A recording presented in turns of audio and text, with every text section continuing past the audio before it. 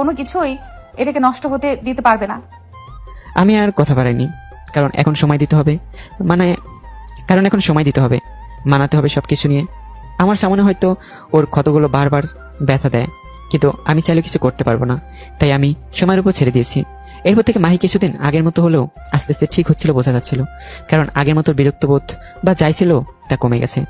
আর তা ওর কথা শুনে বুঝলাম, আসলেই ও আমাকে সেই ঘটনা দোষ দিচ্ছে না হয়তো, কিন্তু ঘটনাটা এতটাই বড় ছিল যা ওর মন থেকে এতটাই বড় ক্ষত করেছে যে এখন আমাকে হয়তো দোষ না দিলেও আমি কিছুটা দোষী। কিন্তু নিজেকে অপরাধী মনে করার কারণ আমি জানি না, এটার উত্তর আমার কাছে নেই। তখন হয়তো জিজ্ঞেস করিনি, কিন্তু ও কেন নিজেকে আমার সামনে দোষী মনে করে এই প্রশ্নটা নিজের মাঝে রয়ে গেল। কখনো জানবো কিনা তাও আমার জানা নেই। আজকে অফিসে কাজ কিছুটা কম, সবাই যার যার মতো কাজ করছে।